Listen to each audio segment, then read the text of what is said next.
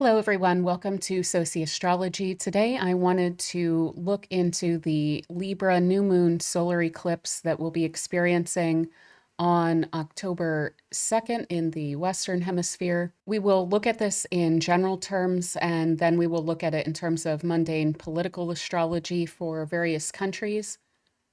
And then we will look at it through the houses to see on a more personal level how it will be coming through for you. So with that said, if you are new here, please do consider subscribing, sticking around for future videos. I would love to have you here. We tend to cover topics like this: major transits, political astrology, cultural astrology. So if those are topics that interest you, then do subscribe. And if you don't mind hitting the thumbs up button, I would really appreciate that. It helps me with the algorithm, helps the video to spread around, and indicates to me what kind of content you guys are interested in. So I very much appreciate that. So with all of that said, let's dive into it. So we have the nodes. The north node is here. The south node is on the other side in Libra. The north node is in Aries. And these move backwards. And they are about to switch signs shortly. And so what that means is that we are wrapping up in due time a series of eclipses that are in the signs of Aries and Libra. So this is our final solar eclipse in Libra. We had our first one on October 14th, approximately 2023. So that can serve as one helpful reference point to what this eclipse will be bringing up for us. It will be along similar themes as what arose last autumn in terms of a new focus in life or a renewed focus in life. And because this is the last Libra solar eclipse and we're dealing with the south node here in Libra, this is something of the end of a chapter or the final push of a chapter here. So we often think of eclipses as bringing in new things. They can also bring about the end to certain matters. And considering the fact that these eclipses have been bringing up a specific theme along the lines of Libra for each of us in our charts, this is that last kind of push to that theme. And then we will be in turn focusing on a different set of themes. If you want a little bit more on that, you can check out the video that I did a couple weeks ago about the Pisces lunar eclipse and the new series of themes that we will be encountering in the coming years. So we are wrapping up matters that arose last autumn, and a lot of the general significations of Libra in general that are coming through for all of us during this period of time are related to relationships, not just romantic relationships, but all of our relationships in life, our agreements and contracts. So even our employment generally, because that is somewhat contractual, major decisions around these matters in our life, who we have some commitment to and who we don't, what we prioritize, especially socially, and the general direction that we want for our lives to take going forward come up as quite poignant during this period of time. So I would just generally caution around the decisions that you make. I would take some time and consider them Libra style, as they tend to do. A little bit of indecisiveness can go a decent way with this if you're not sure of something. To take a bit of a step back and really weigh the options there is definitely called for with this eclipse. Additionally, legal matters can come up. So judgments and the initiation of legal matters, as well as, again, contracts and other legal relationships can come up and need to be dealt with during these periods of time with a Libra eclipse. Additionally, something that I attribute to Libra is an enjoyment and focus on aesthetics and culture. So this is associated with the Venusian rulership over Libra. It can bring in a lot of themes of various maybe changes in one's style or changes in one's interaction with or engagement with culture generally. So fashion, music and media, and so on and so forth. Additionally, because we have Mercury so close to this eclipse, all manner of communications and media documents, again, thinking things through, are generally signified as very important during this period of time as well. And we'll dig into it a little bit more closely. Generally speaking, so again, as I alluded to, Venus is ruling this eclipse because it's in Libra. And so we do want to look at the condition of Venus here. I did just also do a video on Venus and Scorpio if you're wanting to dig into that more. Venus is in Scorpio here. So it's not its favorite place to be. It's considered to be in detriment in Scorpio, and that is due to the fact that Mars rules Scorpio. So this is far from a Venusian arena in which for Venus to be visiting here. It's very uncomfortable. This is a much more guarded and personal and private area. It can also be one of strife and difficulty, and there can be a sense of weight or heaviness to the sign of Scorpio, especially as experienced by Venus, which would rather reside in a much more lighthearted space like Libra, where we're focused on our social relationships and how they're playing out and whether they are equally balanced, or a place like Taurus, where it's much more comfortable physically and it can focus on sensual pleasures and so on and so forth. So it doesn't love to be here. That does give this eclipse a major edge. And additionally, not only is Venus ruled by Mars, but it's also being received by Mars through an applying trine to Mars here. Additionally, Mars is in its fall. It does not enjoy being in Cancer. So double, triple down on the edge that's being brought to this eclipse. I won't go into that too terribly deeply because I did in that recent video about Venus and Scorpio. I even went into the eclipse a little bit in that video as well. But there's something that's a little bit troubling about this eclipse, and I don't necessarily believe that that will play out in a hideous way in our own personal lives. I think it just urges a little bit more caution. That's why I'm leaning into what's considered a difficult trait of Libra, of indecisiveness. I would lean into that a little bit because there's a reason that Libra is a bit indecisive. It's because sometimes decisions have a lot of consequence, and Libra is a sign that is very aware of that and doesn't want to take decisions too quickly to risk stepping on the toes of some party to it or some of those that would be impacted by it. So we want to make sure that we're sure before we really make decisions like this. And additionally, we do want to keep in mind that these three planets are also the Sun and the Moon and Mercury, which are all tightly conjunct here in Libra. Those are applying a square to this Mars as well. And so that can bring a level of frustration, a level of, you may feel rushed, you may feel as though there's a need to make a decision based on an emotional response to a situation. And that is one thing that I would caution most against, is making any sort of emotionally reactive decisions right now, because there's just so many omens here about there being a potential for a huge amount of fallout with regard to that. So I would really caution around that. Again, additionally, with this eclipse, this is something that's a little bit rare. So we want to watch this, is that typically you have an eclipse, and then what you want to look for is what planet will come around to that point again next, aside from the moon, because the moon moves too quickly. So the next planet that will reach this point will actually be Mars.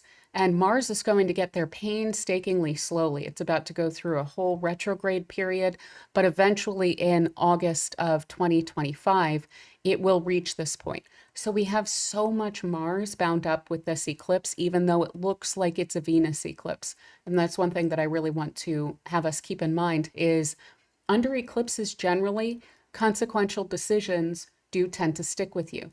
But the fact that we're not getting anything else throughout this area that could maybe clean that up a bit. For instance, if Jupiter came around, then maybe a decision that had been made with difficulty or made a little bit hastily, if Jupiter was going to come around pretty quickly, it could soften the edges of that. It could make it go over better than expected. But with Mars coming around and it'll be in detriment when it's here, indicates to me that we could be dealing with fallout from this until August of next year. So be really careful about the decisions that you make. I would even say that most things that you can put off in terms of making a major decision, I would do that during this period of time. I would just throw that caution out there. And I'm not trying to be negative about this, but there's such really strong omens around this that I do really want to forewarn and forearm you so that there's not any unintended consequences that you're dealing with due to this. This is additionally, I want to point out, a much more concentrated and therefore, again, potentially poignant because of the matters that I've pointed out here with Venus and Mars eclipse than the Pisces one was that we just had in September. That one was a little bit looser. It was a little bit more broad minded and leaning into almost ideas of what's going to be coming as the nodes move into their new signs. This one packs a bit more of a punch. Let me put it that way. And I will also point out shortly here that we've already seen this play out on the world stage in a way that is a little bit difficult for me personally to assimilate right now, but we'll get to that. So again, there's a heavy war and peace vibe to this season generally, and that's due to this placement of Venus here. Just to recap that a little bit, because of the fact that we have this interaction between Venus and Mars, where Mars has the upper hand, but is in itself in a very uncomfortable position and kind of really in a bit of a bad mood, and in a mood that is fluctuating quite quickly due to the fact that Mars itself here is ruled by the moon. So this moon is going to come around. It's going to be changing sign approximately every 2 days. And that's another reason why we don't necessarily want to take big decisions lightly, because a day and a half later, 5 hours later, we might feel very differently about something, generally speaking. And that's actually with regard to all of these major planets here. Again, the Venus and Scorpio video covered that a little bit more. But just as an overview, we want to handle social matters with a lot of care during this time. People are very apt with these energies to take things very personally. So we want to try and make sure that we're not stepping on toes too much. And we also personally want to watch out for those kinds of emotional reactions ourselves. Again, because of the fact that people are going to be feeling very vulnerable, and yet they may not quite want to open up to it because of this grand trine that we have between Venus and Scorpio, which will be feeling very vulnerable. And then this Mars in Cancer that can clam up and build a shield around itself emotionally and be a little bit reactive when it feels like something's coming toward it that could be somehow threatening to it because it's pointing out that emotional vulnerability. And then this kind of stoic Saturn in Pisces that may feel like, well, whatever comes, I'll just deal with it, whatever. So people may not be necessarily wearing their emotions on their sleeve, but it's right under that sleeve there. So if we can offer support to people, we do want to do that. But because of the fact that this eclipse is happening at such a sensitive time as well, and it's hearkening to this Venus in Scorpio, we do want to watch out that we're also not over giving to a situation that could become emotionally codependent in an unhealthy way. And again, this is going to play out likely as indecisiveness for many, possibly for some where this is angular. It could cause, especially with placements in Cancer, it could cause a level of decisiveness that's actually not great. So if you do feel indecisive, I would leave it at that. I wouldn't self-flagellate over that. I would allow for this period of time, at least about a week after this eclipse, to let that settle down and to look at a decision from many different angles, to weigh things up, so to say, to put it in a Libran type of term. But additionally, if we're feeling that urge to, oh, I need to make a decision right now because this feels unbearable, that's also not the place to be making decisions right now because there could be blowback to that. In terms of mundane astrology, again, we have this heavy war and peace vibe to this season, and this is what I'm not liking the most. So there's a much higher chance with this lineup here of matters getting out of hand, especially matters of violence and reactive violence. Additionally, we have Venus, which is a benefic planet. It's a considered positive and helpful planet in this kind of helpless space where it doesn't feel as though it can necessarily act on matters with hope and with a wherewithal or a strength to affect it in a strong way because it's so personally really beholden to Mars right now. So while diplomacy is called for very strongly with an eclipse in Libra, that's all about diplomacy. It is 100% called for here in this situation, especially with Mercury bound up with this in Libra. This could be such a beautiful thing for diplomacy that we badly need right now. But there's an undermining of that when Venus is in Scorpio. So it's almost like those pleas and those calls will just completely go unheeded by Mars here because it doesn't feel at all like Venus really has the strength or the standing to call upon it to bring peace to a situation. It's just acting and reacting. And especially considering the fact that there's a lot of, in the sign of Cancer with Mars, questions around homeland and ethnicity and so on and so forth that's bound up with that aggression. It just looks like a really bad situation for the global community. Let's put it that way. So with this placement as well, there is certainly going to be a lot of strong languages, and communications are going to be very, very central. If there's anything that this Venus can rely on here, if I can find my cursor, there we go. If there's anything this Venus can rely on here and that it can bolster itself by, it's the fact that it does rule these planets. So these planets are acting on its behalf, but it's caught up in this difficult, dark situation. And as I pointed out in the Venus and Scorpio video, this can have to do with innocent parties to war that are caught up in a pretty desperate or difficult situation. There's a lot on its side in terms of this eclipse and Mercury. So for one thing, as a very frustrating consolation prize, those who would bring harm, so to say, to this Venus in this vulnerable state here will have consequences for sure. That's what this eclipse is saying. But the way that that party is playing out looks to me like it's just completely ignoring that here. And so it has no eye on that long-term vision, which would be Mars in Capricorn, where it exalts. Rather, Mars is in its fall in Cancer, where it reacts and it makes split-second decisions that could cause long-term consequences, especially with the sign of long-term consequences containing this eclipse. And what are some of those consequences? Well, we can have a breakdown in relations and allegiances. So that's also one thing that an eclipse in Libra can represent, is the end of certain relationships or fissures and splits in those relationships and in allegiances and allies.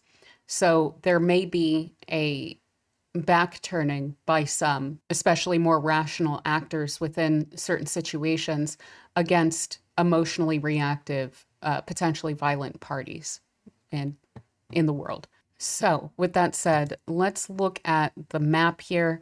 This may look very weird, but this is, so to say, this is an astrocartography map. And what it lays out is the solar eclipse everywhere.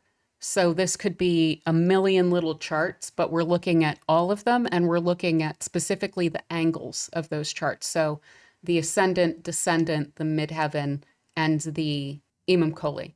So these are the sharpest points within the various charts, the mundane charts for all of these various regions. And that's why I really love to look at these, is we can look at the whole world just in one, rather than looking at a million different charts for various different capitals. So the first thing that really stood out to me, I've cast this chart. Let me go back real quick. This chart here is one of those millions of charts that could potentially be cast. And this is for Washington, D.C. So we do want to look at this a little bit, and we will more so when we get to specifically speaking about the US. But that is something that I want to point out. For instance, what we'll see in the next chart is that Venus on the midheaven will be a line that crosses the US, particularly DC. And we will also see that this ascendant in at 16 degrees of Capricorn is exactly opposite to the descendant at 16 degrees of Cancer. And so that is containing very strongly Mars here. And this is over DC. So let me switch and I'll show you it's just a different way of looking at the chart, is that we have two lines here that are crossing this area. And we have Venus on the midheaven, like I pointed out. And then we also have this red line is Mars on the descendant. So if you've ever seen one of these charts and it's like, what am I looking at? That's exactly what you're looking at, is that those two lines show us exactly where those things will play out. So with Washington, D.C., at the center of this, we see that the closest connection that we have here is that Mars on the descendant. So Mars is angular for Washington. So in the United States, we take the Washington, D.C. chart, the capital chart, as speaking to our politics and our geopolitics. And there's a major question of war coming up for the United States right now. It is helpful that Venus is on the midheaven, but remembering that Venus is beholden to Mars. And so there could be in the States playing out during this period of time a major peace movement, but additionally, much more likely leaning toward war. And we'll see a little bit more as to why when we look at the national chart in comparison to this eclipse as well. Now, we do also have the eclipse itself is on the midheaven, though it won't be visible because of the angles in the United States. The visibility area, as far as I know, is over the Pacific, but it is also pretty angular over the United States as well, at least part of it. Not so much our capital, but over this region of the general West, the Rockies area. And so it does point out that this eclipse is quite significant for the United States. Now, in terms of other areas, obviously, this is a big one that we want to watch out for, huge time. And what we see crossing this area is Jupiter on the descendant. So this is hopefully as helpful as planetarily possible. It could potentially offer some increase of aid or help, especially from the global community, the international community. But it is, despite the fact that it's angular, one thing we want to keep in mind with this Jupiter on the descendant, and then additionally this Mars on the descendant, is those planets are setting when we have this eclipse. So they're on the western horizon at the moment of the eclipse. And that can represent not just a significance of that planet, but also from there, a poignant decreasing of the planet's energies over the area. And so hopefully there are not parties that are throwing up their hands a little bit when it comes to this. Like I was kind of saying about the fact that Venus is a little bit weakened, and that could indicate losing a bit of hope in the process. And additionally, over Iran, we have Saturn on the midheaven. So that could indicate continued restraint where Iran is not getting very involved in the process here. And I would say that it's very likely an indication that it wouldn't really help matters if it did. So restraint is called for from Iran. If it doesn't express that, then things could potentially get a lot worse with Saturn on the midheaven there. And there may be a desire on the part of the government to establish a level of authority over the area, especially as Lebanon and Hezbollah are more central now to the discussion. But with only Saturn angular at the point of this eclipse for Iran, it does really call for a lot of restraint. So I don't want to say hopefully that'll be expressed because it's up to whoever makes those decisions, but that would probably be wise. If I were making those decisions, I would take this seriously into consideration. Now, we also have that Mars that's going over DC. It's also setting in Russia, pretty close to the Moscow area. So there may be a lot of saber rattling increasing between Moscow and DC during this period of time as well, increased more of that than there has been. And we also have that Jupiter setting over the western portion of Ukraine. So again, there may be advances in both of these areas. This is a little bit east of the Levant, but it's still pretty close. And then also in Ukraine, but these could be strategy over victory or winning the battle at the cost of the war kind of situations when we have specifically Jupiter setting. And just to harp on this setting planets aspect here, the best way that this could play out for us in terms of the US and Russia would be setting down the weapons. But considering the fact that we know how these parties are playing out right now, it doesn't look like that to me. It looks more like potentially getting involved in something, or more involved rather, an escalation, so to say, that isn't in the long term that helpful to any sort of situation. So that is something that we really want to keep in mind. One thing I'll point out that I don't love also is this Pluto on the midheaven and Uranus on the descendant as we follow this little blue line here. It cuts across Europe, and then Pluto is culminating over Europe. Hopefully, this would not indicate even more of a rise of right-wing movements, but we could certainly see that. I would also see in Europe, especially Western Europe, an increase of peace efforts or peace movements with this Venus line is rising over this area as well at the moment of the eclipse. So some things to keep in mind there. As far as China goes, let's look at this. It doesn't look that extreme here. It doesn't look like there's probably a lot of changes, but these are probably more procedural. There might be some shakeups in China around not Xi, but potentially government officials a little bit lower down. There could be some shakeups there. We do have a lot of stuff going on over India with this. We have the eclipse is angular there as well. And we have across India both Mars and Pluto rising. So I don't love that.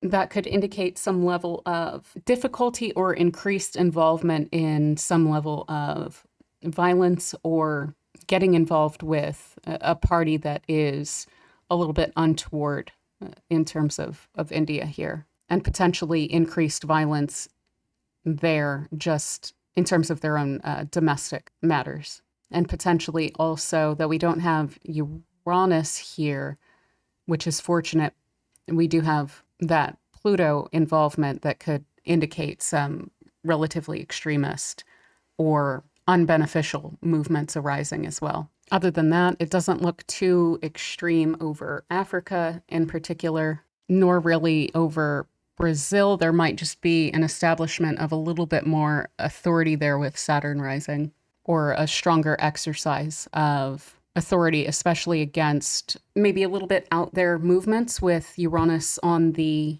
Nadir or the Imamcoli of Brazil as well. So there may be kind of a pushing down of some movements there. And one thing I also wanted to point out, that Mars and Pluto situation that's coming over India here is really on both sides of Central America. So I'm hoping that we also don't get some bad news out of this region, potentially around violence or destruction of some sort. Hopefully no increase to that. But I think that's most of what I wanted to point out on the map. Yeah, it looks pretty okay and straightforward in Australia and so forth. Okay, so with that said, let's look at some of these countries a little closer. So we'll start with Israel, in particular because this eclipse is strongest there. So it's angular, it's in the first house of the Israeli chart, and it is exactly conjunct the Neptune of Israel. So there is a bit of a lack of rationality, this dreamy big picture thought that is not really rational and probably not terribly well thought out, that is being acted upon here with that conjunction to Neptune. And additionally, what we have going on long term with Israel is this aspect, this transit that I do not love. Now, this is an area of the sky where we have the fixed star Algol, and that is considered to be, quote unquote, the most evil star. It's not great. It is not helpful. It tends toward violence, and it tends toward extreme behavior and reaction, as well as actions that are far more hideous than are necessarily called for with Algol there. It represents the severed head of Medusa, which is being held by Perseus. And Uranus has been dancing around this point a lot lately. It has been behaving quite politically in not the greatest ways, but also not necessarily the worst in every case. But with the son of Israel here, Uranus is dancing around this. So it represents a major shift in the country, generally speaking, the identity of the country, what the country is known for, but additionally in leadership. Now, we have seen some leadership shakeups there due to people resigning, but a lot of what this war is ultimately about is the prime minister trying not to get convicted of corruption charges. And so he's waging these reactive thrusting wars toward neighbors that are, I will put this most conservatively, not a reasonable reaction to anything that's been done. They are far beyond the pale at the very least.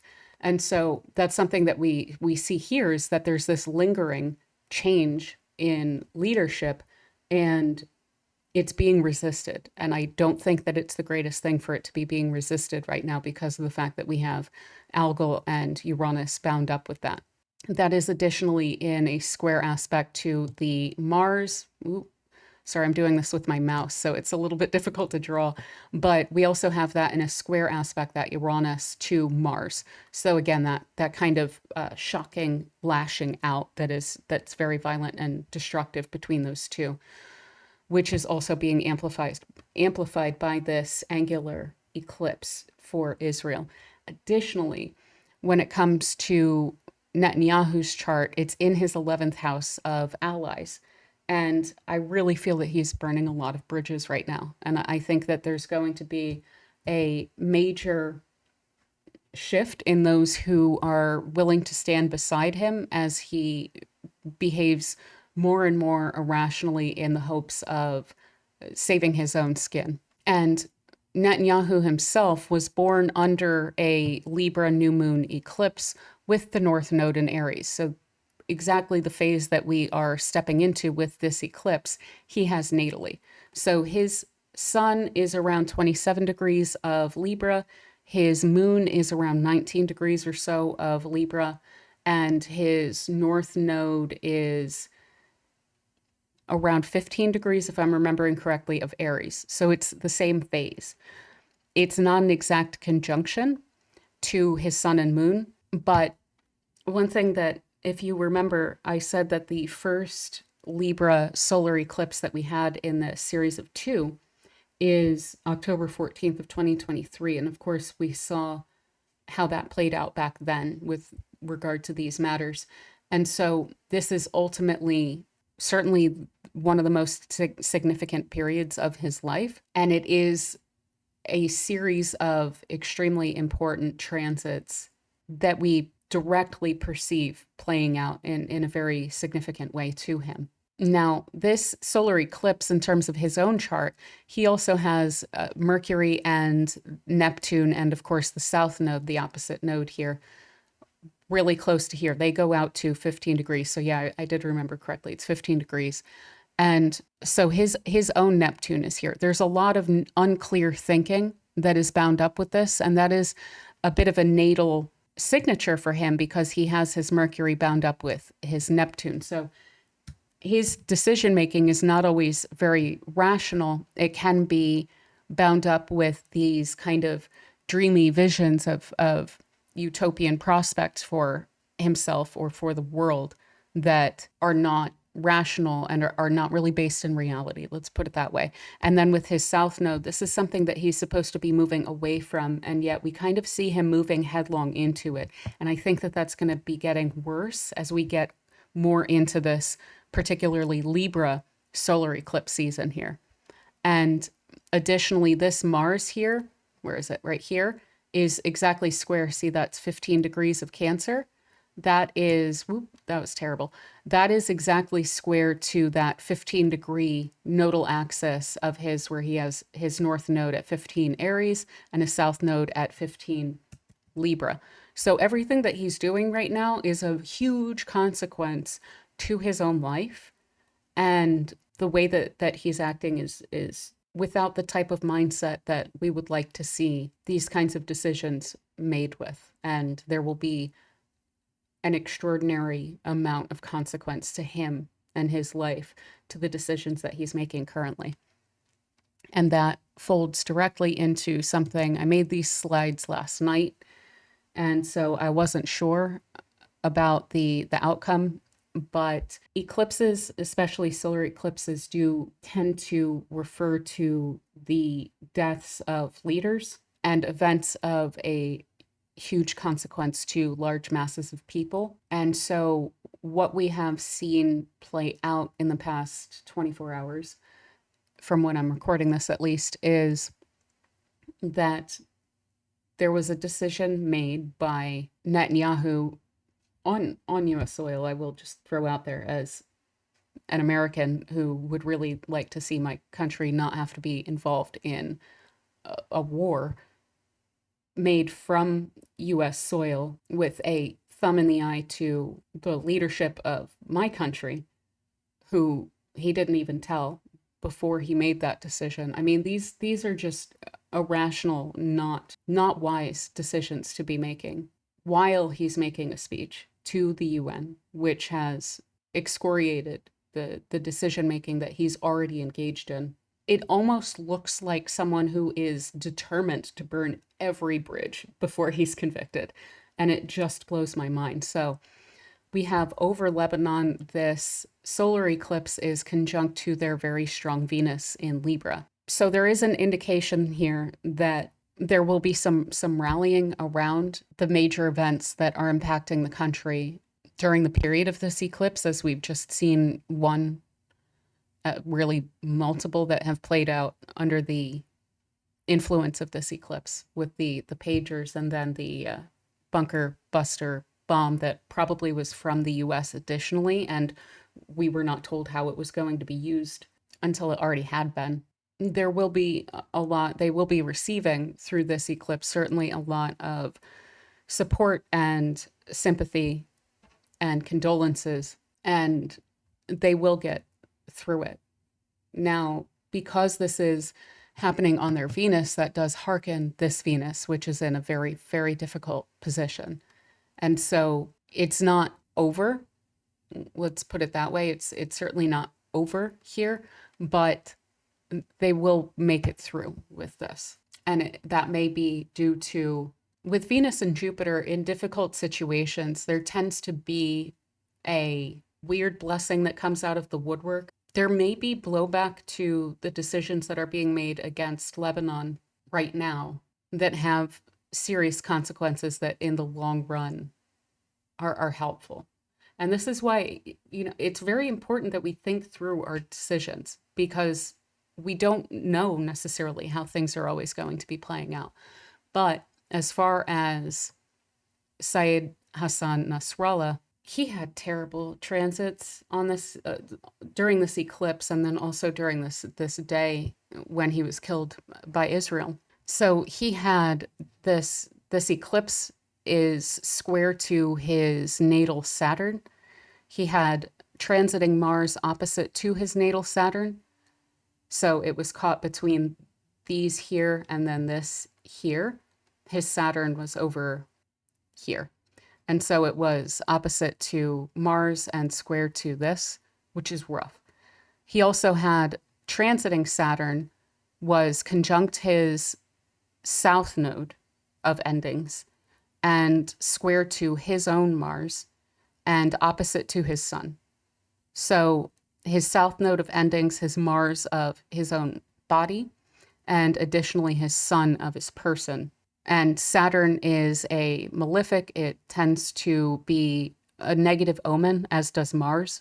That's why we tend to look for these when we're looking for any sort of danger to someone. And these are currently acting in unison. And that's one of the reasons why in recent videos, I've been harping a bit on this trine as not necessarily great, in particular because of the fact that Mars is in this bad mood and that Saturn is without any dignities. It's not particularly comfortable in Pisces, though it's not in the worst place. It's retrograde.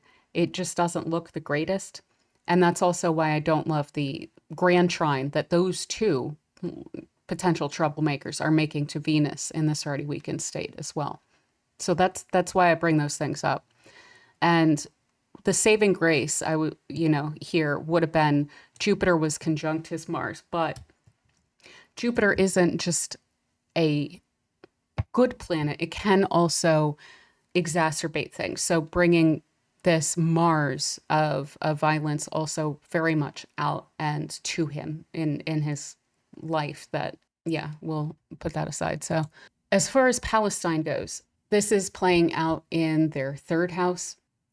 Also, I want to point out, I don't have an exact time for Lebanon because we generally don't have an exact time.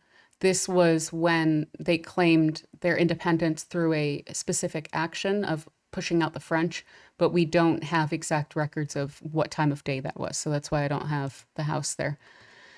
As far as Palestine is concerned, this is in the third house of Palestine here, and it is square to their Neptune. So there could be, while it's bringing out those strange utopian visions of Netanyahu, this is really challenging the vision and the hope and the kind of idealistic framework of Palestine in particular.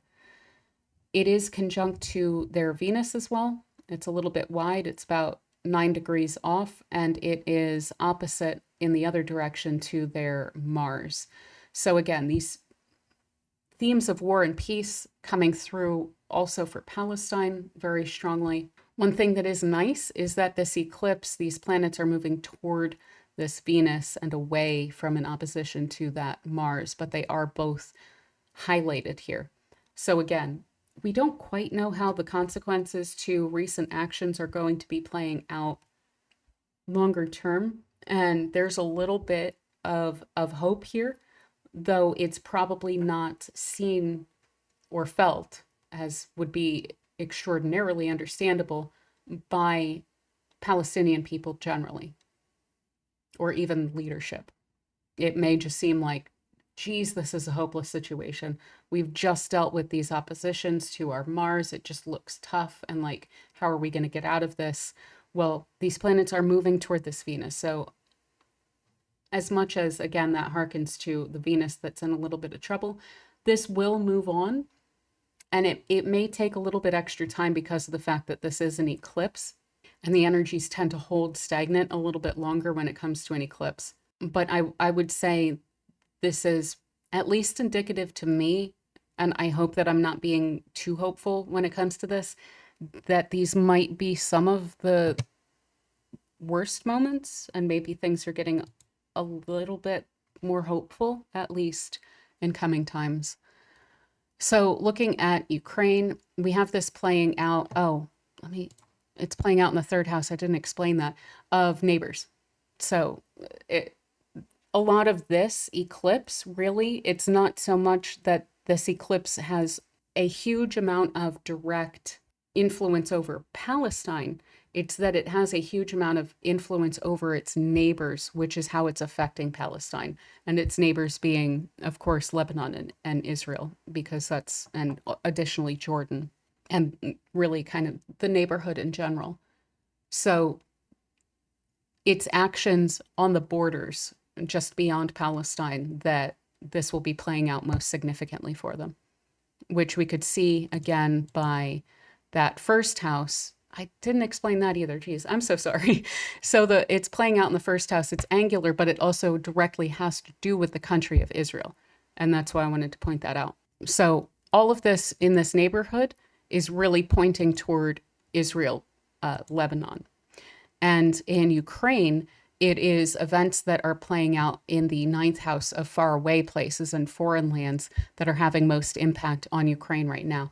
And we could see that with if there is an escalation in the Levant, then that can take a lot of focus away from Ukraine, from Western powers that have had a huge amount of influence over the conditions and the prospects for Ukraine. Now, so again, pointing more toward the Middle East than anywhere else, because this is the ninth house. It's not their neighbors, it's farther away, and that's what's having a huge impact on them. So I see some level of distraction from Ukraine during this period of time.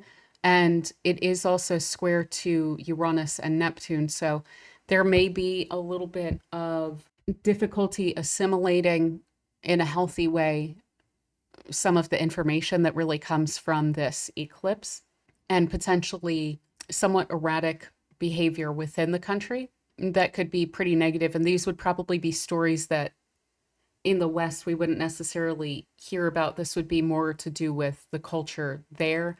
So there could be an increase in, with this in the 12th house as well, and being Neptune and Uranus, poor decision making, partying, strange and potentially a little bit delusional cultural topics kind of coming to the fore. Additionally, maybe having some hopes poked at in at least some way. So something that looked like it would be pretty positive, maybe having a bit of a sharp reaction to it with Uranus. So potentially something that was being relied on falling away. This is also where the north node of Ukraine is. And so however this is playing out, one, it is of course consequential, but two, it's probably kind of supposed to play out that way, so to say. We also have Mars is in opposition to that north node, which is to say it's on the south node of Ukraine.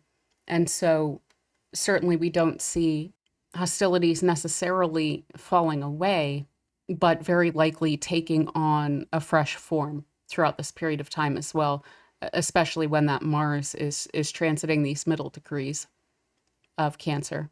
So some potentially, at least on the face of it, negative cultural aspects coming out that would probably be felt in communities and neighborhoods, but probably wouldn't really rise to a level of something that we would receive in Western press. And additionally, this eclipse is conjunct to the North Node and Pluto of Zelensky. So if I were advising him, I would certainly advise against any power grabs, because additionally, when we have those nodal contacts, again, we have cause and effect, consequence to actions, and so on and so forth. So this really bringing a huge amount of emphasis to his Pluto in particular could indicate something about his power or powers around him leaning on him quite heavily during this period of time and in a very consequential way. And that could be within the government or culturally speaking. And by that, I mean like the political culture, or Pluto could also be neighbors, so to say, and the power of neighbors as well. So definitely he's needing to make careful decisions during this period of time.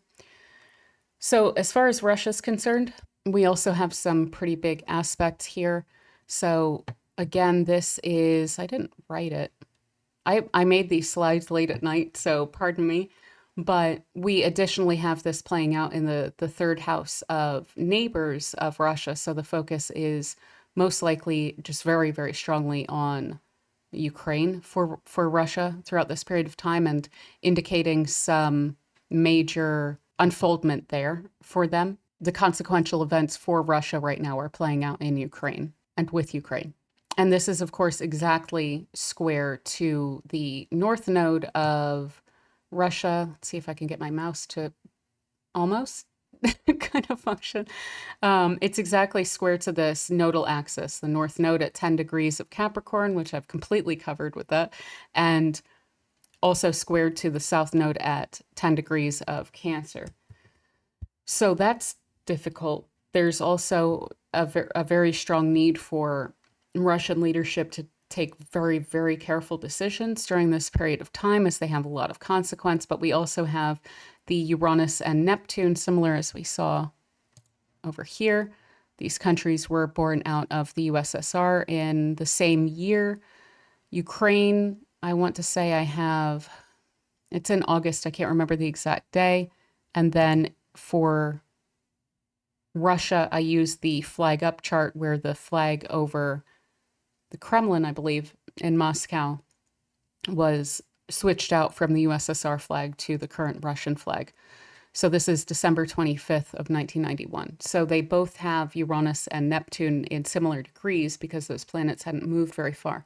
So this chart is receiving a bit of a similar theme of there are cultural events that, again, we probably won't hear about in the West, but will be very significant within Russia, where there may be some frustrations that are acted out in potentially not quite rational backlash causing ways, or ways where there is a sharp and harsh kind of blowback to certain cultural trends, ideals, narratives, and so on and so forth that are coming out specifically culturally. We could have some really interesting, shocking events, considering the fact that we have with both of these countries this eclipse, because they were born so close together, hitting the nodal axis and these outer planets of both of these countries.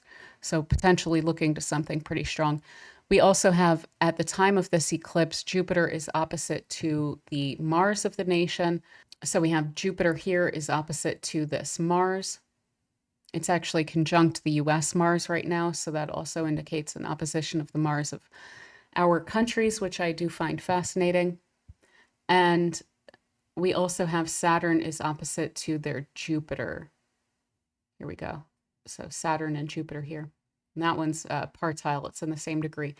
So what does this mean? It can indicate mixed luck or things that look better than what they actually are, because we have Saturn kind of clamping down on the inherent luck of the nation and creating a sort of limit or structure around that to where it can't grow beyond that during this particular period of time. Now, they will receive a Jupiter square Jupiter as well shortly, but that'll come in time. That's not really effective right now and through the eclipse, because this Jupiter is still direct. It's still moving away from that square, but it will come back to it eventually. So where one may have seen some level of potential great growth, there's a limit that's put on that by Saturn here.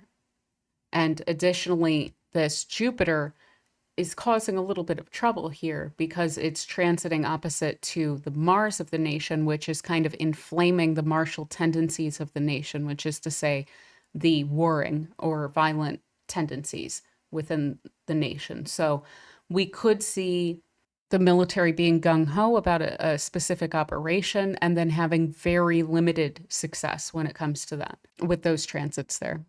And again, these energies tend to stick with us when they happen during an eclipse.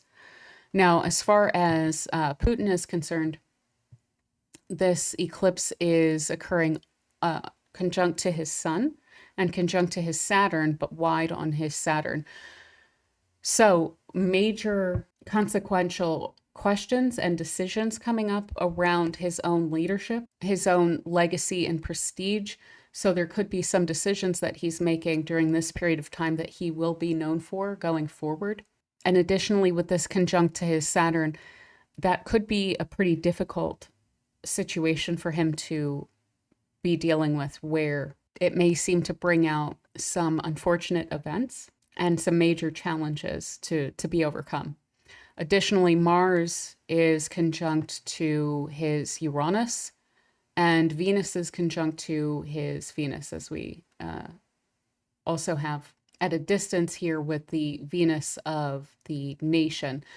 And that is a particular Russian signature that I take. A lot of people take the conjunction of Saturn and Neptune to be a Russian signature, but for me, it's a lot of Venus and Scorpio personally. So I don't think that there will be, pretty plainly, any very problematic or huge insurmountable setbacks for the nation or for Putin. But I think that things are just going to go awry in a way that wasn't quite expected, especially with that Mars conjunct Uranus. So this is kind of calling to his own life, and this is something that he'll be experiencing again next year when Mars comes back to, I think, about 17 degrees of Cancer. Possibly some upsetting news, some bad news, something that is surprising in a very bad way for him. But I don't think that for the nation or for him that this will never that this will necessarily, that's what I'm looking for, be catastrophic, because we have some protection offered here by Venus conjunct Venus in his own chart, and then Venus conjunct the Venus of the nation in a wide aspect here. It's just likely that there is an expectation from Putin and Russia of things going better than they will. Let me put it that way. So for the US, this eclipse is playing out in the 11th house of allies and the legislature. I originally saw this playing out as a potential shutdown of the government because we have Mars on the sun of our nation, and then we have this eclipse playing out on the Saturn that is in our legislature. But fortunately, that didn't happen. What we actually saw from the legislature, and I wasn't quite expecting this, though I should have, was scandals, a lot of scandals coming out and really messing up some congressmen in a very fascinating way. And that is very likely due to the fact that all of this is playing out when we're still going through our Pluto return. And Pluto in general is coming back into Capricorn for a moment through the US election and is more or less destroying all the things that it wanted to destroy before it left the first time. So we're getting a lot of that in a very concentrated period of time. And I would not be surprised to see more congressional scandals play out and potentially involving the president, because this is why I felt it might be related to a government shutdown, because we have Mars in the house of our debts on our sun.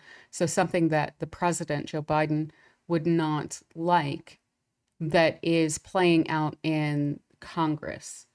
And we will likely see a bit more of that playing out in our legislature. And senators are not immune from this. It's just that it's mostly played out with Congress people. But another way that this has played out already, and that is increasingly, I think, alluding to, is that there is a major ask by an ally that is of huge consequence to the nation. This is being ruled by Venus in our 12th. This is somewhat dangerous territory for us to be getting involved in. And there's a major question of war that is coming to the president.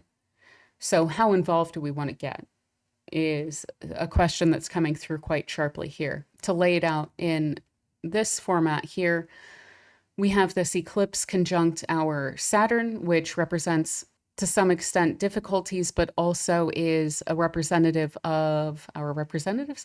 It represents or signifies our legislature and the authority of our legislature. So potential recalls, resignations, and so on and so forth of Congress people, potentially also senators. We don't know exactly what's going to come down the pike there, but also a difficulty coming through one of our allies. And that is also square to our sun, which represents our leadership and the kind of direction of the country, generally speaking. And what we also therefore see at that point is Mars. So major questions around wars. Now, one thing I did point out before was that I did not love Jupiter on our Mars with Mars on our Jupiter, and that there would be a question likely just with that playing out, not even looking at the eclipse yet, of a big ask from one of our allies to back them and to support them in something. But what this has really become is, again, a major finger in the eye, Mars on the sun of the president, in terms of our allies, our ally, sorry, is making a huge ask while also bringing some insult to the situation. And so this is a difficult situation. There's a lot of pressure for us to get more involved. And I hope that we don't. I will just put it that way, certainly. I don't think that, for so many reasons, we should get involved in this, and I'll just leave it at that. Now, as far as Joe Biden is concerned, again, this is coming through the 11th house of allies. He also has Sagittarius Rising. And so, again, questions of allies, it's coming through most importantly in terms of allies and colleagues and so forth. So I think for him, this is almost playing out more in his cabinet and potentially as something a little bit more significant with Kamala Harris throughout this period of time as well, because those would all be represented, his cabinet for him personally, and then additionally his ally and friend of import to his own legacy, that being the 8th house of Kamala Harris throughout this period of time as well. It's not making any hard aspects to him, and I'm glad about that. We could use a little bit of a break. As far as Kamala Harris is concerned, she has Gemini rising, so this is in her 5th house of joys and pleasure and creativity, with that being in tight conjunction with Mercury. There will probably be some major cultural media events arising around her or that she's participating in, but it's also not making any aspects to her chart, which again, I like. I'm glad about that. It's quite helpful. Now, as far as Donald Trump is concerned, there's a lot of aspects going on for him. So this is in his 3rd house of communications because he has Cancer rising. And so this really doubles down on the mercurial influence here of things said and of media, communications, and matters along those lines. Now, this is conjunct to his Jupiter and Neptune. So this could offer him some luck. He may have some decent opportunities here. We may see Vance, for instance, performing better than necessarily expected and him claiming that to his credit. I didn't look at Vance's chart. I should have. I've looked at Kamala Harris. I'll mention that. I'll look at that and mention it in the live stream tomorrow. But with that also in conjunction to his Neptune, there's a grandiosity that is not really well founded in reality when we have that Jupiter-Neptune conjunction. That could be a wonderful, wonderful aspect for someone who's imaginative. I mean, he probably would have been a wonderful story writer, let's put it that way. But there's a spinning of a tale with that is not only for the sake or benefit of others, but for the benefit of oneself and one's own psyche and comfort with a given broad situation. So this isn't necessarily luck that is practical or grounded in something of material import. It's a little bit more elusive, let's put it that way. So he could wind up saying something with this Mercury here as well that really builds him up in a specific way and may read into that to have a broader impact than it actually does. It's also square to his Mercury, which is kind of, again, emphasizing the lack of groundedness or logic or reason behind his actions throughout this period of time and the way that events are actually playing out. He's perceiving them in a way, just to put it quite concisely, he's perceiving things in a way that is grandiose, and it's not on the level that he thinks that it is, whatever it is that's going to be playing out during these days. So that's something to kind of keep in mind here. So let's go ahead and take this through the houses now to see how this will be impacting us personally. Okay, so for Aries rising, this eclipse is happening in your 7th house, and that reinforces a lot of the general significations themes because of the fact that you have these very natural houses where the houses and the signs tend to align.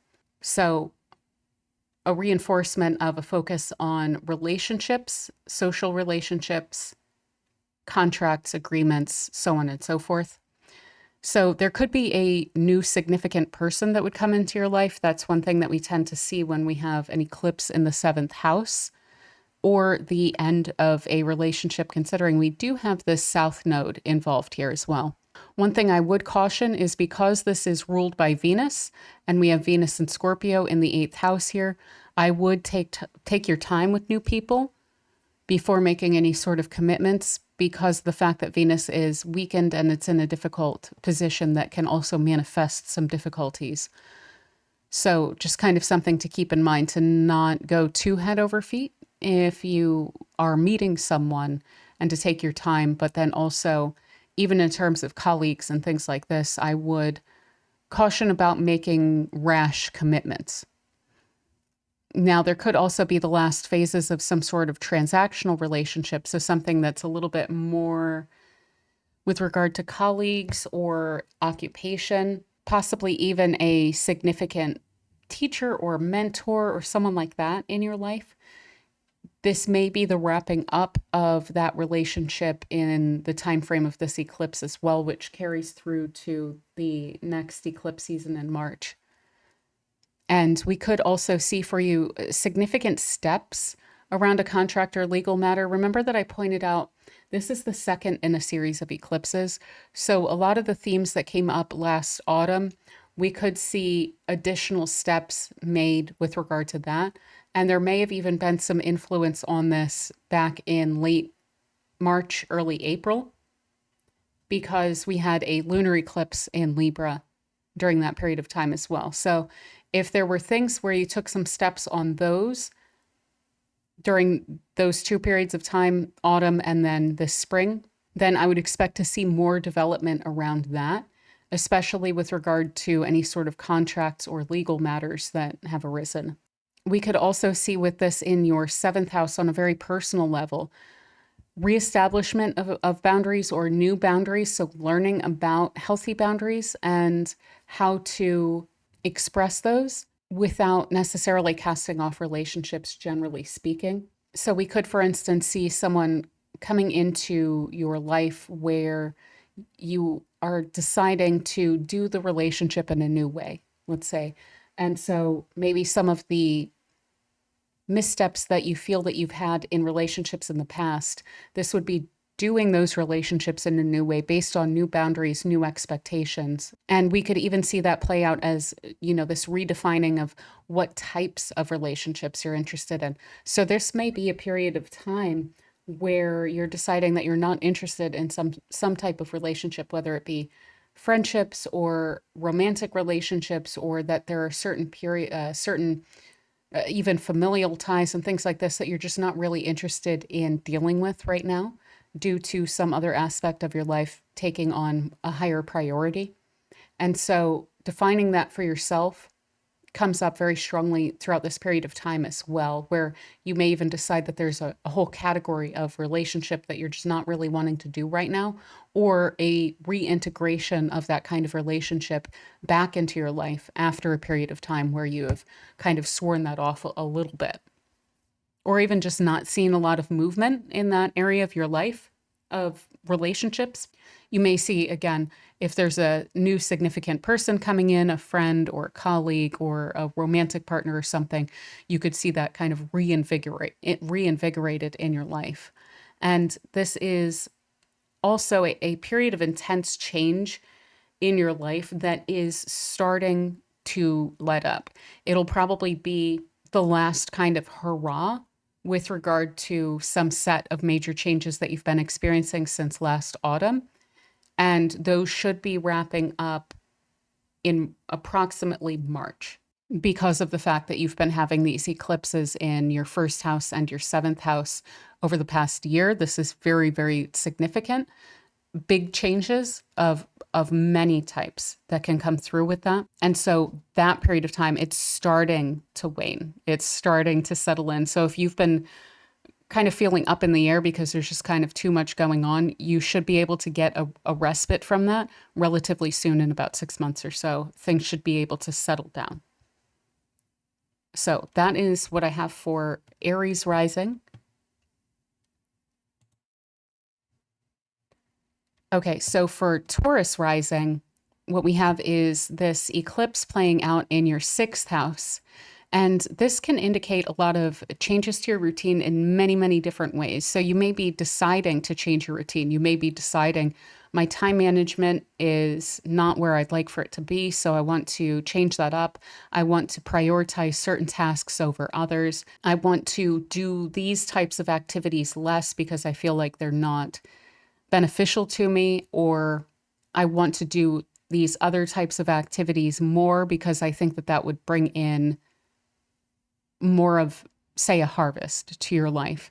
And so you may be deciding to do this of your own volition in that way, or there could be some major events that kind of shake you into that.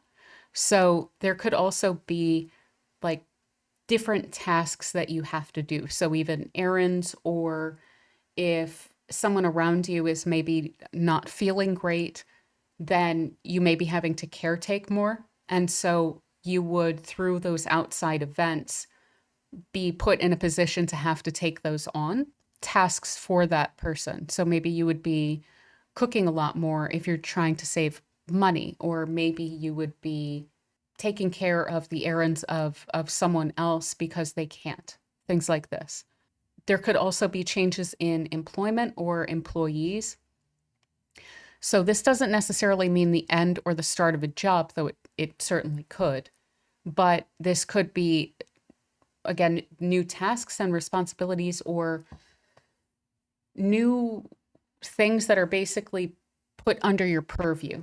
So things that you have to take care of that you may not have had to before, but you could also be automating some tasks during this period of time to where you don't necessarily have to handle those things as much. So there's a bit of a give and take, or a push and pull with this. Along the lines of that kind of automation, there could be new technologies that you're having to deal with as well, with Mercury's influence here as a planet, and then also being in a Mercury associated house of the sixth house. We could see there might be a new software that you're having to use at work that kind of changes the experience of the work to some extent, hopefully making it better, though that is not always the case with those. And we could also see, even if it's not that you're changing employment or that you are necessarily losing employees, it could be that the coworkers or the people who are working within that general work environment are changing. And that could have an impact on the environment. Now, we could also have this play out in terms of health in a very significant way as well. So a health regimen that you discover potentially that could be new, that may help you out to a huge extent, could be very, very helpful. Or even learning about aspects of your own health. So learning about a specific type of allergy and then being able to eliminate that and experience better health because of that. Discovering an exercise regimen that works for you, something along those lines. But we could also have you getting more involved in healing or health modalities. So this could even be in regard to, say, Reiki or therapy of really any sort. This could be a spiritual health practice, especially considering the fact that we have had eclipses in your 12th house of Aries as well. And that may be coming through for you pretty strongly as well. And also additionally, significant mundane correspondences. So increased communications about the mundane tasks. So this could be if there's a weird bill that goes wonky and you have to be in communication with the company about it, or if there is a customer or client that's just needing extra hand holding. This could be a lot of meetings. It could be if you have a new software, a training that you're having to do where there's a lot of communication and correspondences around it to make sure that it's integrated properly. Things like this. So that's mostly where this is playing out for you. And I do want to point out that these eclipses have been in what are called cadent houses. So these are considered somewhat less consequential houses. So it should have been not the greatest, hugest period of change for you. It's more of tweaking around the edges over the past year or so. And we will be getting into a somewhat more significant phase for you as we move into the Pisces Virgo axis in coming years as well. So that is what I have for you, Taurus. Now, for Gemini Rising, fellow Gemini Rising people, we are having this play out in the fifth house. So this is a really wonderful house. It is a house of pleasure and joy and creativity, even speculation, play, hobbies, things like this. So we can see significant shifts around that in the creative activities that we're engaged in. So you may even see a creative hobby that you have becoming much more significant. So, for instance, it could turn into a career related thing. And that would make sense because we are coming into a period of time where these eclipses will be playing out in your fourth house of your family and things that are very significant to you on a deep level, and then also your legacy in your 10th house. So, we could see something around you honing your skills with regard to a creative activity, or that becoming much more significant in terms of the level of priority that you give to it. And you could also have more impact with your creative activities. So if people haven't reacted to that on the level that you would like, then we could see more of an impact and more of a reaction and a notice of that coming through with this as well. In addition to potentially just new activities. So discovering a new league that you want to participate in, discovering a new hobby, a new creative outlet, any of these, even new shows that become very influential on your life. I know that may sound silly, but there are several just TV shows that I've discovered in my life that have had a huge impact on me, and that could come through with this as well, as this is also a house of culture. So again, kind of new or reinforced hobbies, as well as just general increased enjoyment or pleasures. So this could be a time where you're in a generally pretty good mood, or that things feel like they're going quite well, especially considering we have an eclipse in your fifth house while we have Jupiter in your first house. So this could be a time where things just kind of seem to fall into place for you. And you may be feeling a lot of gratitude and a pleasure and a general sense of well-being around that. And again, that kind of engagement or rediscovery of entertainment or culture. So if there's something that you have fallen out of, say, maybe you followed a sport very closely, when you were younger and you fell out of it, you may find that enjoyment again. That could also be TV show type of literature, anything like this that has to do with entertainment or culture. I will say I usually caution against gambling, and I would not gamble anything more. I will always say this, than you could lose, but this wouldn't be the worst time to just try your luck with that a little bit, because this is the house of speculation and gambling, and you do have Jupiter in your first, so you never know. There's a little bit of help to that end. Let's put it that way. Now, we could also see you connecting or reconnecting with children, whether it be your own children or children generally speaking, or even just much younger people.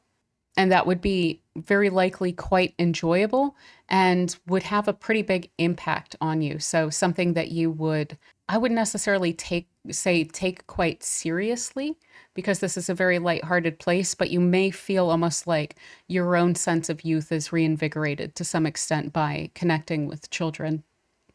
And you may also be then reminiscing on your own childhood and kind of getting new insights onto it. For instance, if you are interacting with children, you could even be passing on, some traditions from your own youth, and kind of then re-engaging with that, your own youth and that spirit of when you were young, and really feeling into that again. And also more insights into that childhood. So there could be helpful kind of discoveries of maybe things that you experienced as a child, whether they were lighthearted or a little bit more difficult. This would be helpful to that end. So even if you are kind of digging up something that was somewhat difficult, you may be able to take a different perspective on it during this period of time and get a bit more insight into some childhood experiences of yours. And also insight potentially into what you genuinely enjoy. So, what are the enjoyments? What are the creative activities or things, cultural things? What are the styles, fashions, genres that you have always really enjoyed?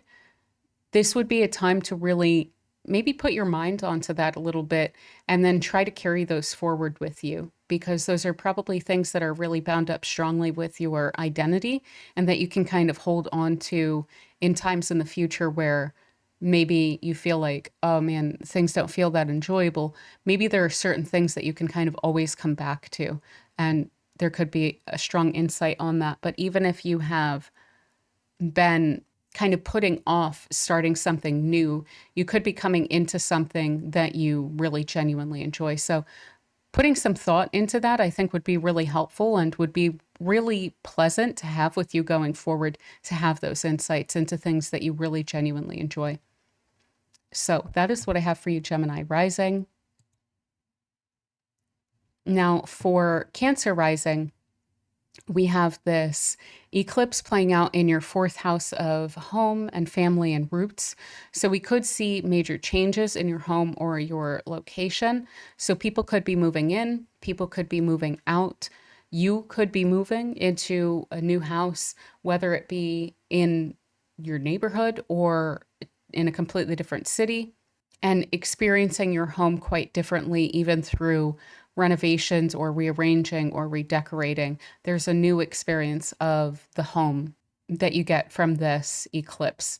And that also plays out in the family. So, births or people passing or achievements of family members, including marriages or graduations or any sort of major achievements of family members, could have a big impact on you during this time as well. Could be something that you get pretty excited about during this time. And you could also make with this some sort of discoveries about ancestry. And I don't just mean genealogically, but psychological insights, even, or discoveries about maybe generational concerns where maybe your family has done things in a specific way for generations. And you may be kind of looking at that from a new angle during this period of time, even if it has to do with how you're raising your own children and whether you want to carry on a pattern that you've seen in your life and in your family, and kind of really questioning that in a significant way during this time. Additionally, important communication. So it could be around those achievements, but it could kind of be in any form. It's with Mercury here, is that there's also likely communications that are tied up to what this eclipse is representing for you. So there could be major announcements or phone calls that kind of come out of the blue where someone's wanting to report something or give you some news about themselves or someone that you're related to. And this is just generally speaking for you in your fourth house. This eclipse represents a level of reflection or an opportunity to reevaluate what's really important to you deep down and what you truly believe in, how you really view yourself and your origin, where you come from, these kind of really big questions about your own personal identity. And that can also bring up, in addition to with regard to discoveries about your own family, there could be a recognition of that kind of deep-seated pattern. And you may be able to either recognize and appreciate that for what it is. For instance, maybe you had a family member that was always quite positive and you really enjoyed that, but you hadn't put a lot of thought onto why being around them always made you feel a little bit better. And maybe you could incorporate that into your own self as well. Or recognizing even maybe an unhelpful pattern where there could have been some level of difficulty around a familial perspective on, say, certain worldviews or money or relationships or just general familial expectations of major themes in life. You could be considering those patterns during this period of time. And this would be a really great opportunity for you to do that in a way where you can get some insight onto that and just ask yourself, is this helpful or not? And if it's not, maybe it's something to kind of work on, you know? But yeah, this is also angular for you. So, major changes that you have been personally experiencing in your career as well and in your home in this year, things should be settling down starting around March, but we may see a bit more of an amping up of that energy during this immediate time and then kind of settling into that in the coming months. So, hopefully, I don't know if I hope that's good news or not so good news. I hope that you had wonderful changes, but at a certain point, it can be a little bit exhausting of like, okay, when are things going to calm down? Well, it should be probably in about 6 months, at least some of this pressure will be kind of coming off. So that is what I have for you, Cancer Rising. Now, for Leo rising, we have this eclipse that has Mercury already bound up with it in your third house of communications and locality, siblings and peers, and so on. So we could see some really significant communications come through, major announcements. This isn't necessarily good or bad news, but it's just really big news. We could also see with this important conversation. So if there's anything that you have been really needing to talk to someone about, you could have a very significant breakthrough with them by just kind of sitting down and talking something through. Additionally, I would pay very close attention to your documents. Make sure that you are not losing any documents that you really need. Make sure that you have all of the documents that you need. For instance, if you have a passport, try and make sure that you know exactly where it is and that it's current, just in case you should need to go somewhere. But also, say if you're self-employed, making sure that you're saving those receipts and that you're not just relying on, say, digital copies of them. I could definitely use that advice there personally. I rely way too much on digital documents. So we will also see during this period of time just a major ramping up of communication in general. So receiving more messages, whether it be mail or text messages or emails or phone calls or, just conversations, whatnot, potentially people wanting to meet up with you and discuss something with you. And we may also see languages come through. So you may choose to start to learn a new language during this time or enter a new phase of that if you've already been studying. So leveling up is indicated here in terms of language. Now, this can also play out in terms of your environment. So changes in your surroundings, whether it be changes in the neighborhood. If there's, for instance, construction somewhere, then you may need to take a different route in terms of your commute. You could have, new stores popping up or new houses being built around you where it's the environment is changing, even though you are not changing the environment. Though you could be through a move or something like this as well. So it's a different experience of the general neighborhood and local environment. You could also be rearranging. There could be changes within your office. So whether it be at home or at work, you may be deciding to make some changes within the environment, or others could be making those decisions. There could be changing of offices, or there could be new people who are coming into the workplace that are kind of introducing a different element where just your experience of that environment is changed. So there's also a bit of an emphasis on travel here. So we could see a lot more short trips, but this could also throw to the opposite house of the ninth house, which tends to do more with foreign travel, and we could see you potentially going overseas or somewhere far away. So we could have, for sure, some major important travel. So travel that has a big impact on you, where maybe even the locality that you're traveling to has some level of cultural impact on you personally, or traveling for a very significant event. And that's also kind of a little bit of the reason why I mentioned the passport. Good to keep that in mind. And also even just your driver's license, making sure that everything is not expired and so on and so forth. Because that could be one of the problems that would come up with this in terms of documents.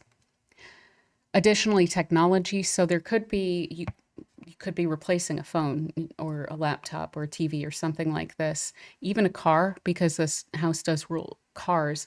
And even at work, there could be an introduction of a new technology, a new software, something that you're dealing with where you're engaging with that technology in a different way. You may even, for instance, be incorporating AI into something or automation into something and finding that, therefore, your experience of that technology, if you used to search for things and now you're finding that there are certain ways where like chat gpt could come in handy and just kind of give you straightforward answers where you're not looking for it as much, your experience of technology undergoes a shift with this eclipse.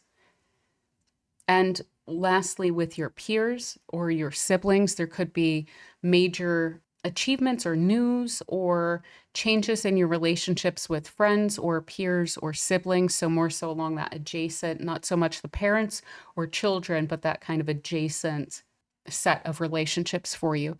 You could be socializing more, or there could be also additions to this. So, new friends or new colleagues that you are engaging with during this time that could be quite significant as well. There's a general kind of luck when it comes to other people with this, and then also with Jupiter simultaneously in your 11th house. So I would definitely take advantage of any sort of networking opportunities that present themselves during this time as well, because those should go over in a way that's quite beneficial to you.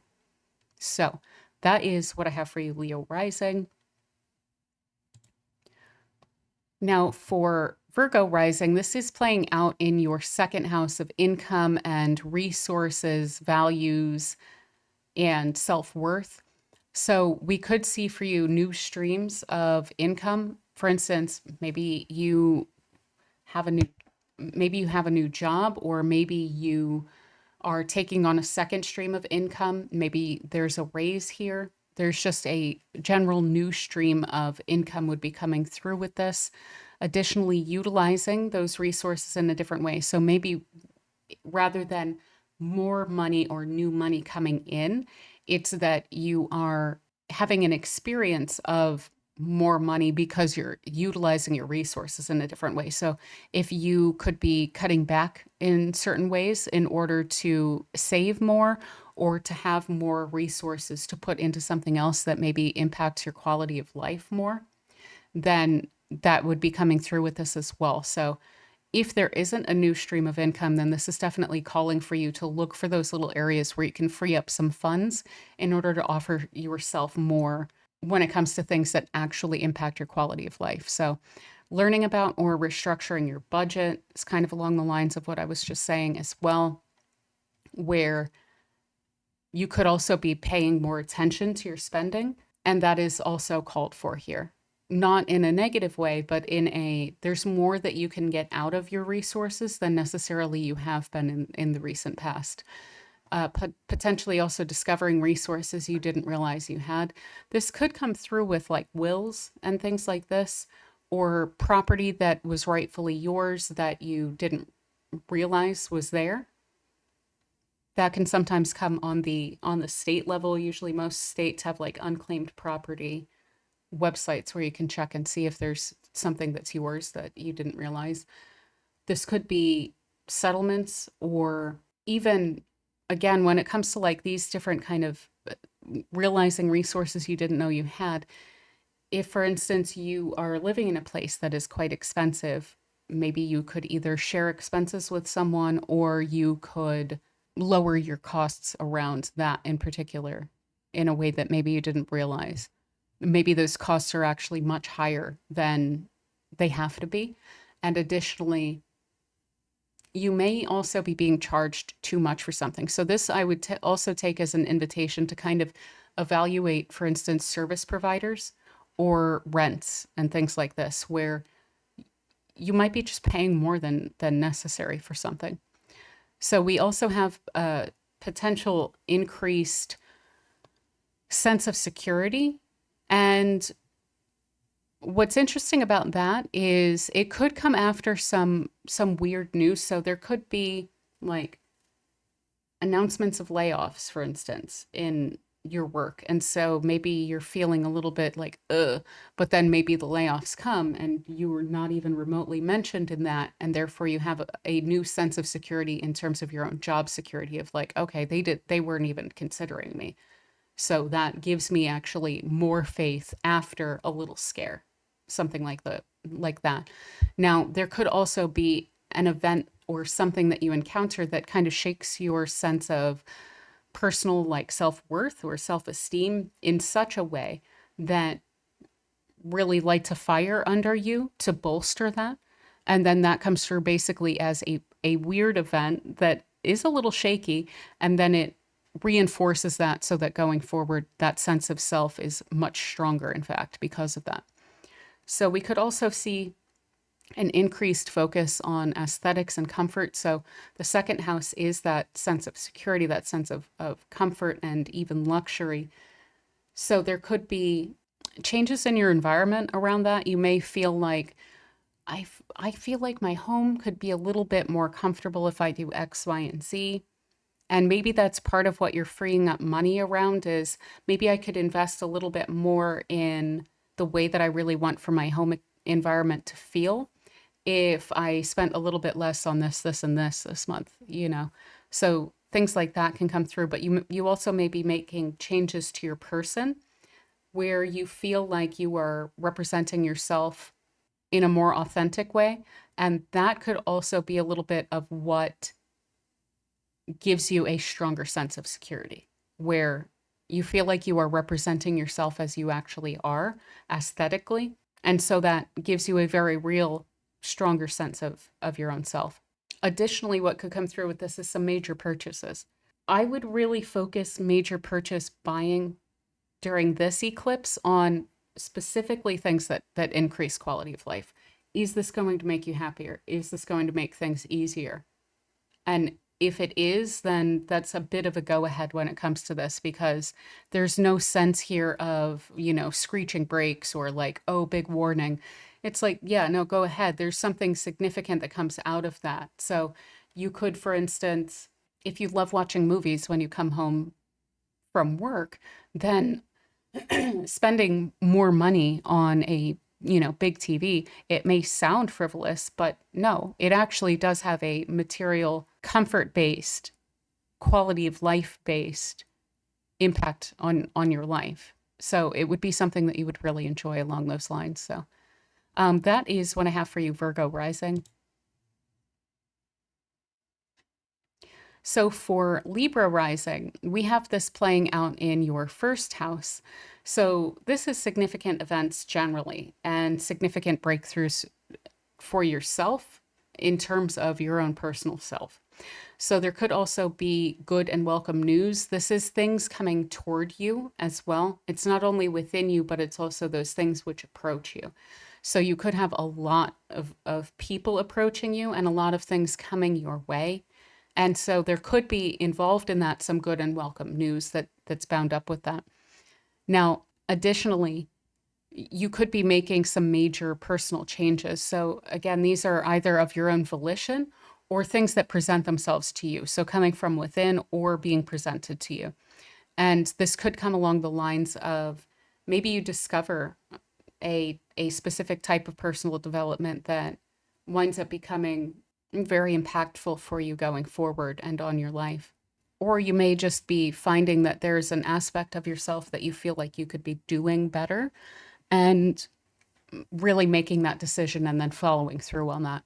This would also be a time of increased confidence, likely because there's so much that's coming toward you, but you're also therefore understanding your own contributions to things a lot better.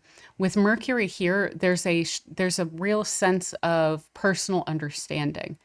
So things making sense logically. So there being a logical understanding of your own contributions and therefore a sense of confidence in understanding what it is that you're bringing to the table and how it is that you're valuable. And that's also coming toward you in the sense of receiving this respect and recognition. So you will be receiving more praise as well throughout this period of time.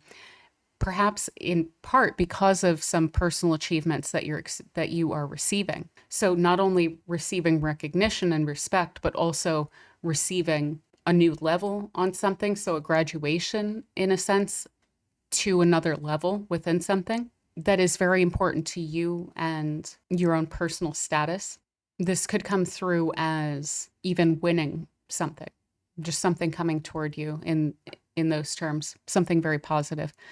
Now, this could also represent a major chapter that began last autumn, reaching a new phase. So there's this kind of stepping up graduation energy when it comes to this eclipse for you, where you are building yourself up. And this is something that likely took a major step in last autumn. And so you're developing and building up on that as well. And then yes, of course, receiving a lot more communications with Mercury here with this eclipse in your first house. And also being able to express yourself a lot more clearly where you feel like you are genuinely representing yourself well.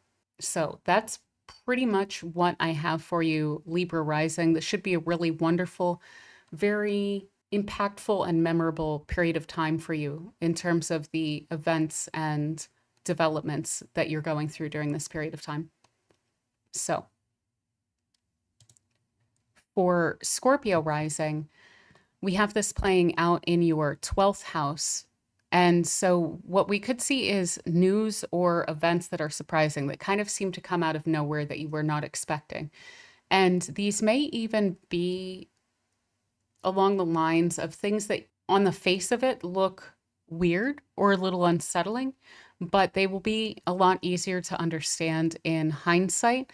And you may actually see that there was something of a blessing in disguise that plays out with that. Additionally, we can see with this placement psychological development of a somewhat spiritual nature. So, where spirituality and psychology are kind of bound up in this house. So, we could see you gaining some insights that come from nowhere. And if you do, I would recommend writing those down because they can kind of disappear just as quickly. So, if it's something that you want to kind of meditate on or think over, then I would write those down so that you can think about them going forward. And you may also, with this, be studying or learning about psychology and really finding that what you're learning is personally very valuable to you going forward. And there may also be a need to support others. So much as this information is helpful to you, it may also be very helpful in that it allows for you to help people who need the support, who need that information when they do arise. And people may be calling on you for support during this period of time as well, where they kind of need you to take something on for them, even if it's just a conversation where you're offering moral support. Additionally, spiritual development. So this is a house that indicates a lot of spiritual growth and a deepening of one's own engagement and understanding of their own spirituality. This would include astrology and divination and things like this as well, not just specifically religion. And what this could also wind up doing is bringing you into a new or renewed interest in some sort of healing modality. So, in terms of Reiki or anything else along those lines, again, divination, rituals, things like this that give you a sense of health, herbalism, and anything along these lines. It could bring you back into a almost holistic but borderline kind of homeopathic, where your intention is just as important as what is physically being done, sort of health modality that maybe you have gotten away from, or if you've been sticking with it, then this would indicate something where you're taking a deeper dive into it, where you're taking another step. And we could also see major breakthroughs in areas that have presented challenges. So things that have felt daunting or difficult could suddenly have weird breakthroughs that are mysterious and almost impossible to understand because you don't know where it came from. That typically plays out in the 12th house. So you could just see a problem that you've had fall away. So for instance, I don't know, maybe you had like a bill with some sort of creditor or something like this, and it was nagging at you, but maybe the company goes under and you suddenly then don't really owe them that money anymore. And it's like, oh, okay, well, I wasn't expecting that, but I'll take it. So something along those lines where just little problems can just go away. Now, on the other hand, again, news and events that are surprising, easier to understand in hindsight, this can also come through where something kind of comes out of nowhere and presents what looks like a difficulty or a problem, but it is something that will resolve when it's in the 12th house there. So that is what I have for Scorpio rising during this period of time. This is in a cadent house, so it's not as all encompassing, super impactful as though it were an angular, like really important set of eclipses. This happens much more subtly when it's in the 12th house, especially, but also when it's in these cadent houses here. So you're moving into a somewhat more significant period of time in the coming years, but that will be in a different area of your life. So, yeah, that is what I have for you, Scorpio rising. Now, for Sagittarius rising, we have this eclipse playing out in your 11th house, and this is a house of allies, networking, and those who support your career, generally speaking, and also that which supports your career. So, even your own personal charisma and things like this. So, networking and socializing take on increased significance. So, there could be events like networking events that present themselves to you. I would jump on those. Especially with Jupiter in your seventh house, it's like people want to help you during this time. So, I would give them every opportunity to do so. And yeah, that's exactly what I just said here. So, these things could be even more significant than you necessarily would think that they would be. So I would say, really, even throughout the coming 6 months, I would try and jump on those opportunities, but especially during the coming week to few weeks, if something arises, I would jump on it because it looks like there's something that may want to break through in that for you. And it could just be meeting someone that winds up helping you out a lot with, as a stepping stone or something to more money or more prestige or more legacy or getting more so to where you're wanting to go in terms of your own personal career or even your involvement in organizations that wind up becoming very significant for you. So if there's a community event that looks interesting, I would check it out because it looks to me like it would be of great significance to you going forward. Now, we also have potential major fortuitous communications from colleagues. So even if this isn't an event, so to say, it could be someone that's reaching out to you. So I would really accept communications from colleagues because, again, they could go a lot better than you're expecting, where there may be just someone that they know that happens to be really helpful to you. And maybe it's your connection to them that connects you also to that other person. And kind of what I was alluding to, important group projects. So contributing to organizations or in the community is definitely called for here. So you could have a team effort or a group project at work. Also, I would put a lot of effort into that. I would try and really make sure that that goes wonderfully because, again, that's where the significance of this is coming through. And it's coming through a very lucky house. So we want to make sure that this does act, that we do experience basically the wholeness of this eclipse. So anything that presents itself to you in that way, I would grab onto and I would put my best into it because you'll get out of it what you're putting into it, with this being 11th house and Libra.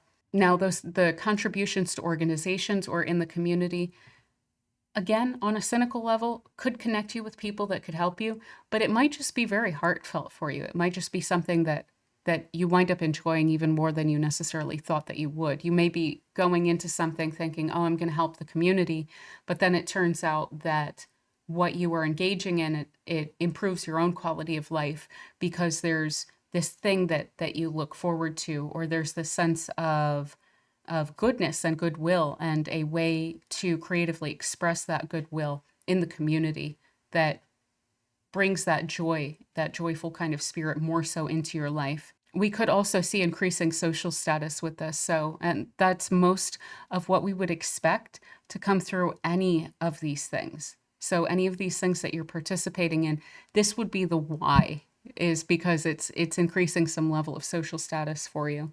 This could be promotions and raises as well that kind of come out of nowhere, but there would be then communications around that that would be very significant. So this would also be, like I said, this is also a house of charisma. So standing out from the crowd and receiving recognition, especially in your career or in your social milieu, so to say, and really making your mark. So even in a group project, you would be more so singled out as, yeah, and your contributions to this were really excellent and should be recognized. So you could also wind up discovering or coming into support and resources that maybe you didn't quite realize that you had, or that maybe you didn't have before. Again, maybe you didn't know that a colleague of yours knew someone who could be super helpful to you. It was kind of always there, but you may just not have known, and you may wind up discovering that through this. Additionally, you may not have known that you were as highly thought of as you were, and there would be communication around that that will come through verbally. And so I would take that on board and know that it's genuine and allow for that to help you to recognize even the support and resources that you have in your immediate environment. Additionally, again, people could be just coming out of the woodwork to pretty much help you out during this period of time. So it looks quite excellent for all of that. So that is what I have for you, Sagittarius Rising. It looks really, really wonderful. I would try my best to take full advantage of this by getting out there in the world, in society. That's where this takes place, is out in society. Okay, so for Capricorn Rising, we have this eclipse playing out in your 10th house. So this is surrounding your career, your legacy, and your public standing. And this can indicate some level of a significant, very likely fortuitous change in your career and events around that. So again, this could be promotions, raises, even if it's just communications around that. It could be communications about something that is coming forward for you, like down the road a little bit. I would accept that because it's something that is genuine. They're not just pulling, the wool over your eyes or anything like that. I wouldn't worry about that.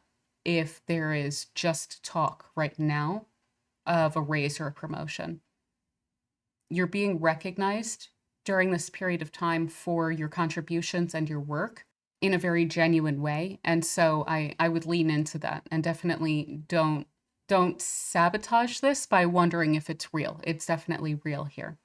So there could also be an unfolding of a kind of new facet of your legacy. So if it's some sort of training or a graduation, some sort of an achievement or an award, a milestone in terms of 3 years doing this or, whatnot, there could even be something that's published, whether it's just in like a community newsletter or if it's something that's actually printed in the media about something that you've done, then that is also, it's contributing to your legacy. It's also contributing to your options going forward. So this would be something that you would want to add to your resume. This would be something that you would want to claim going forward that would bolster your own social standing. And again, we already discussed the potential for a promotion or raise. And you may also wind up, especially with the South Node here, I would really expect to hear something with South Node and Mercury from former colleagues. So, or returning to a field. So maybe you took a step back, maybe there was some sort of extended maternity leave situation and you're re-entering the workforce, or you took a step out of a specific field for the time being and then you are going back to it. There is a return to a type of work, whether that just be through communication with people that you used to work with, or whether that be the field itself or a company itself, possibly being recruited back to a company. But there's something about your past social status and career that would be coming through currently. Additionally, this will have you during this period of time presenting with more authority. You already have Capricorn rising, so that's a little bit easy for you, but this would be the way that you're speaking, the way that you're presenting yourself, and the way that you're being perceived containing a lot more authority within yourself. And that could be because of some sort of thing that you're building up right now that you're working on or that you've received for your work, or some other aspect of your general contributions that are bolstering your confidence and enabling you to present with that increased authority and feeling very comfortable and even handed with this also being in Libra with that authority. So this could be one of the ways that you're coming off very well during this period of time is through your ability to be even-handed with your authority. So even when you were dealing with subordinates or with people who in some way look up to you, your kindness and engagement with them in a healthy and respectful way could really bolster your own status and your own comfort with your own authority as well. So that is what I have for you, Capricorn Rising. For Aquarius Rising, this eclipse is taking place in your ninth house of worldview and philosophy, legal matters, travel, foreign themes, books, libraries, things like this. So there's a lot of focus on engagement with new materials along all of those lines. So insights even that impact your worldview, these could come from books. This could come from even videos or any other sort of media. But they may also be insights that kind of come to you a little bit spontaneously, where you suddenly have a new or renewed interest in a specific topic that you really want to dig into and understand better. So these could be theories or narratives. I think I meant to make that plural. Sorry about that. I made this late at night. So new theories or narratives or some new information that's presented to you that maybe causes you to reinvigorate an area of study that you've taken on previously. With the South Node also here, this is part of why I'm really emphasizing the reinvigoration of something. It could even be so discovering fields that are new but feel familiar. It could just be a feeling of familiarity with something where, there have been times in my life where I've read someone's kind of narrative of things and I've been blown away at their ability to communicate it. And yet it's been something that I already believed, but I didn't really know how to frame it. So you could be coming across a general kind of narrative or theory, or even just bits of information that enable you to even better understand your own worldview, or that enable you to shift your worldview in a way that you feel more complete in, or more that it's more holistic or encompasses more of your worldview, that it's patterning together in a general framework that makes more sense altogether. So again, we could see study or teaching around that as well. So you could have insights even from teaching others. Someone may present a question or a challenge to you that would cause you to maybe rethink a specific way that you've been looking at something. Things like this can come through that are quite, they look like little events, but they have a huge impact on you. Additionally, you could be starting something to with regard to study or teaching here as well, or even graduating with something. So we could also see engagement with foreign people or languages. So you could be studying a language even, and you may be traveling to a place or back to a place with the South Node there that will also have a major impact on you. That's one thing with eclipses, is that it tends to have a major impact, if that makes sense. I know it sounds generic and it's frustrating that it does, but it's something that you look back to and that doesn't really just get lost in the full memory of your life. So we could also see with this house some spiritual philosophical development. So new or rediscovered modes or traditions. Maybe you used to study Buddhism a lot and you've kind of taken your foot off the gas with that for a while, and maybe you're wanting to go back to it. Or maybe there is a new kind of methodology or a new branch of something, even a new form of, say, divination that you are taking on. This would be something that would stick with you or that would impact your general spiritual, philosophical worldview going forward. And again, a lot of this can also have to do with media, with the ninth house, in terms of books or TV or videos, or even movies and music can play into this quite strongly. Lectures, things like this as well. So additionally, we do have the judicial system generally wraps itself up in the ninth house as well. So you could have some legal communications with Mercury and that eclipse there. So if you've been involved in any sort of legal concerns or anything, you should be getting some sort of update with regard to that. Potentially a major milestone around it where there's a kind of new phase. For instance, if it's a lawsuit, maybe something is moving on to a different hearing. You may even be studying law with Libra here as well in the ninth house.